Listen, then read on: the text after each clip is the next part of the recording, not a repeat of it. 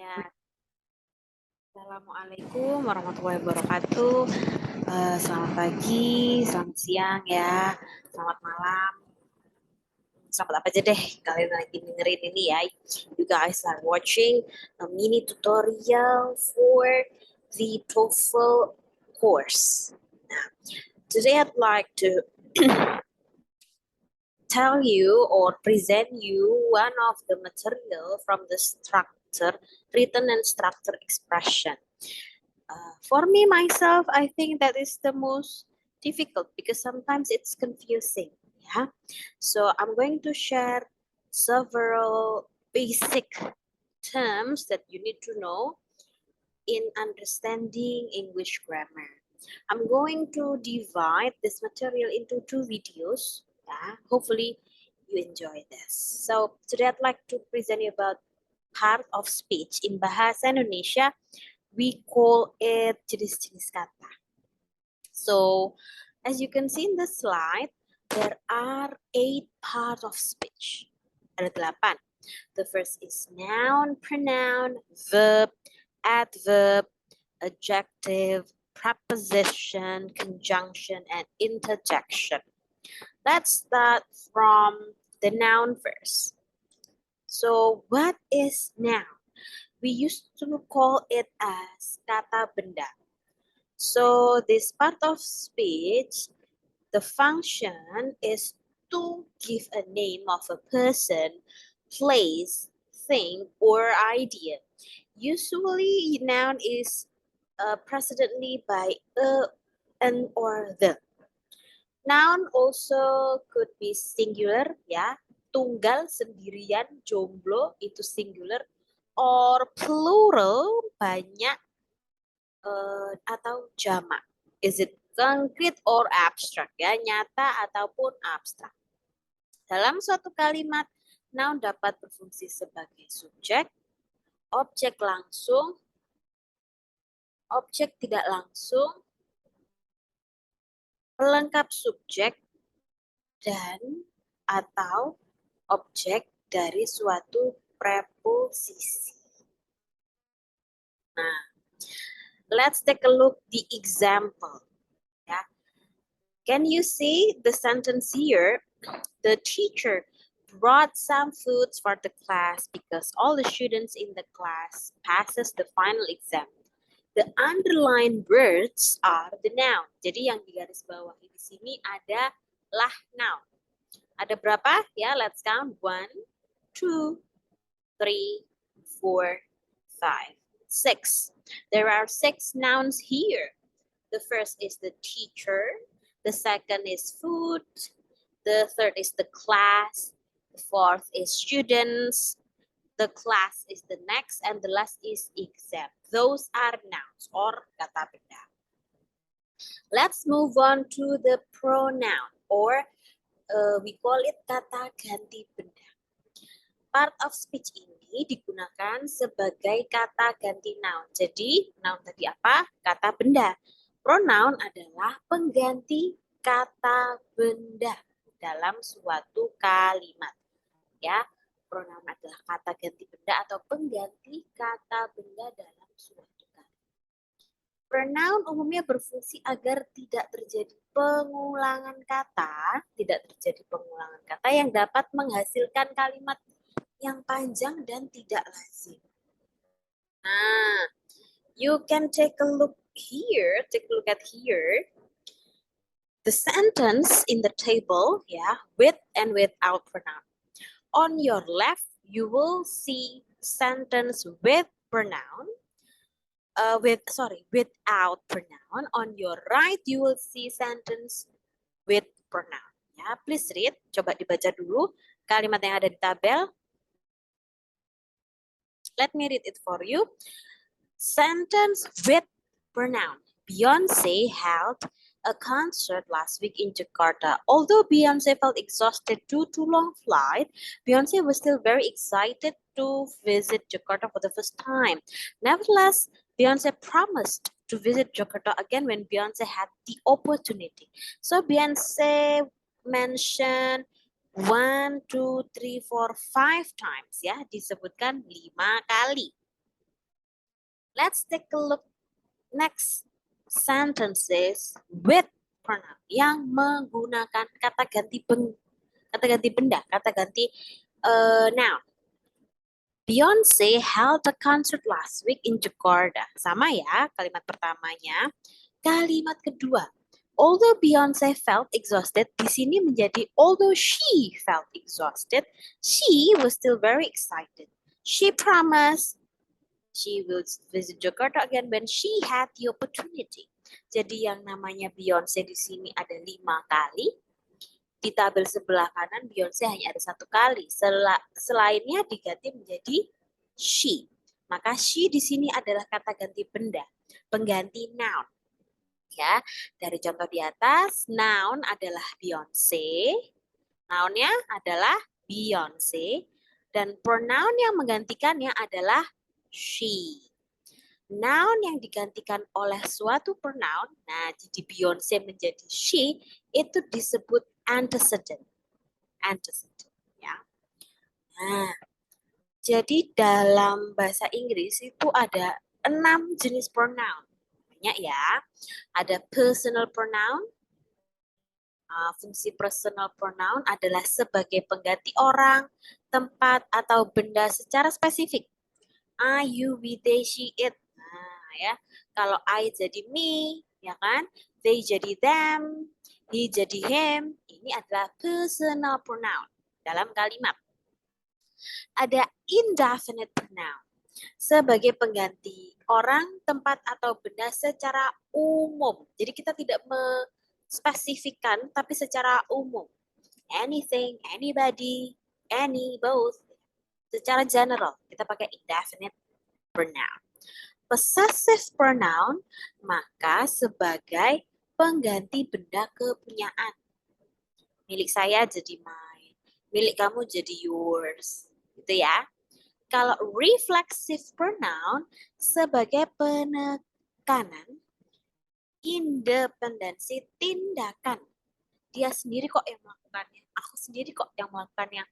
Kayak lagunya Miley Cyrus yang pertama ya, I can buy myself flowers, ya kan? Atau enggak? Jadi myself di sini tuh aku bisa kok sendiri. Independensi itu menggunakan reflexive pronoun. Berikutnya ada yang namanya relative pronoun. Apakah itu relative pronoun? Relative pronoun adalah untuk memulai suatu klausa yang mengacu pada kata benda dalam suatu kalimat. Ayo, apa itu klausa? Bahasa Indonesia udah lolos dong. Ingat-ingat, apa itu klausa? Klausa adalah kumpulan kata yang tidak mengandung subjek predikat. Tidak mengandung. Ya. Salah apa benar? Salah. Kalau klausa itu temennya atau lawan katanya frase. Oh, jadi gini. Jadi klausa itu adalah kumpulan kata yang mengandung subjek predikat. Contohnya, Sinta sakit. Subjeknya Sinta, predikatnya sakit. Itu klausa. Tapi kalau frase, rumah sakit. Tidak mengandung subjek predikat. Sinta sakit tadi adalah klausa. Nah, relative pronoun itu untuk memulai suatu klausa. That, who, which, whom, what, whose, whoever, whomever, ya. Klausa, ya. Relative pronoun, relative clause. Klausa ada subjek, ada predikatnya. Mengacu pada kata benda. Apa kata benda tadi? Noun. Contohnya apa tadi dalam kalimat Beyonce? Nah, dikembalikan lagi ke atas, di scroll lagi ya. Bisa di rewind. Demonstrative pronoun mengindikasikan orang, tempat, atau benda spesifik atau mengindikasikan, menunjukkan, merujuk. Nah, ya. Ini biasanya kalau this jadi these jamaknya. That jamaknya jadi those. Nah, itu adalah demonstrative pronoun. Berikutnya kata kerja. Ya, kata kerja. Verb ya. Part of speech ini wajib dalam satu kalimat menunjukkan apa yang subjek lakukan dan apakah subjek itu sendiri.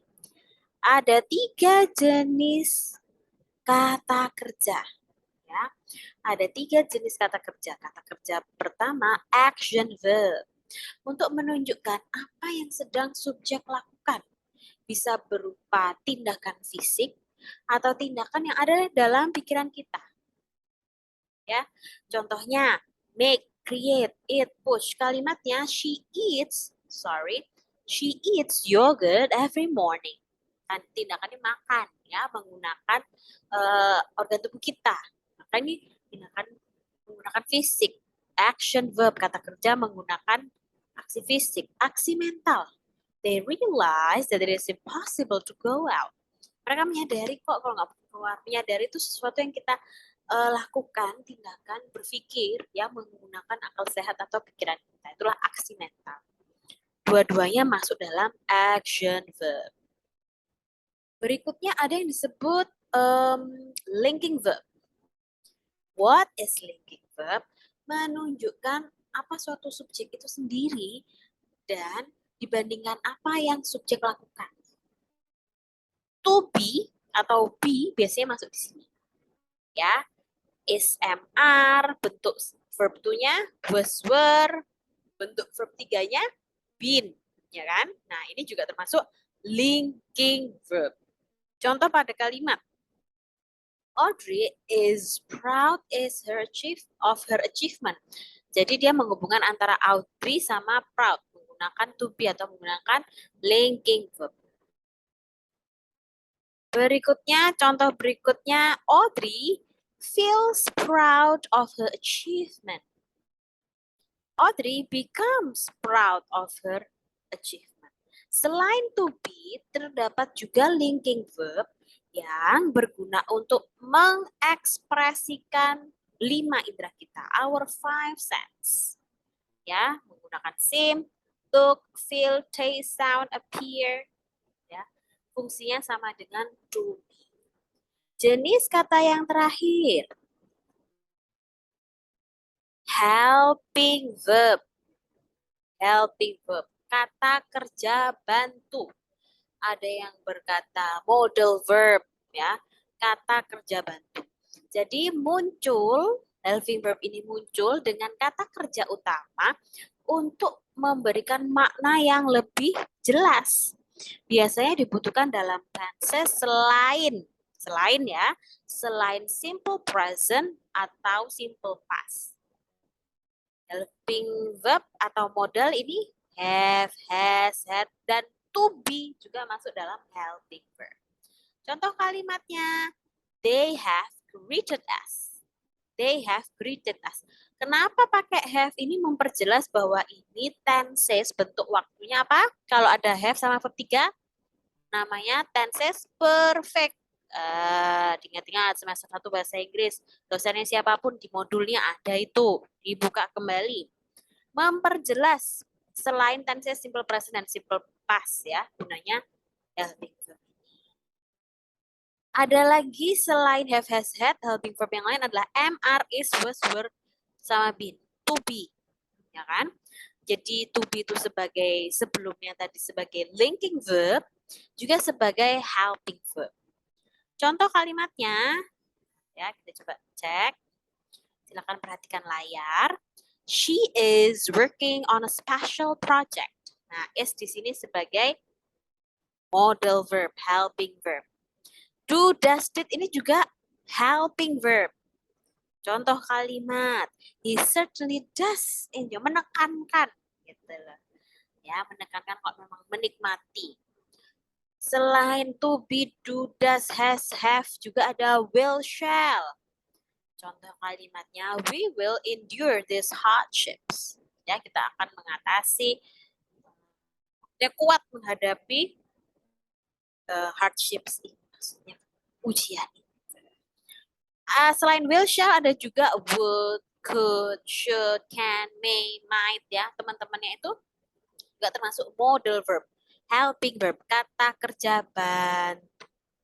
I should work harder. Ya. Kita bahas sampai 3 dulu. 3 tadi sudah banyak ya. Karena kita tadi sudah membahas noun, Saya tidak akan membahas countable uncountable di sini ya, tapi yang paling jelas saudara harus bisa bedakan antara singular sama plural. Joblo sama banyak. Singular itu single satu sendirian, jomblo banyak. Lalu berikutnya setelah kita tadi bahas noun, kita juga membahas kata ganti benda, pronoun. Yang paling jelas dari kata si noun Beyonce menjadi she. Ini adalah pronoun yang disebut antecedent. Ada 6 jenis pronoun. Ya, bisa dibaca kembali sambil di rewind lagi. Lalu yang terakhir kata kerja atau verb. Ada 3 jenis kata kerja. There are 3 kinds of verbs. Action verbs, ya, kata kerja yang memperlihatkan, menunjukkan tindakan fisik atau mental. Linking verb, menunjukkan apakah suatu subjek itu sendiri dan apa yang subjek lakukan. Dan yang terakhir, kata kerja bantu atau helping verb. Sekian dari saya. Silahkan dipelajari lagi, dibaca. Akan saya kirimkan beberapa exercise untuk mengetahui pemahaman saudara sekalian tentang 3 part of speech ini. Kita ketemu lagi di sesi berikutnya di part of speech bagian kedua. Semoga bermanfaat, dibaca dan didengarkan pelan-pelan. Sekian, wassalamualaikum warahmatullahi wabarakatuh.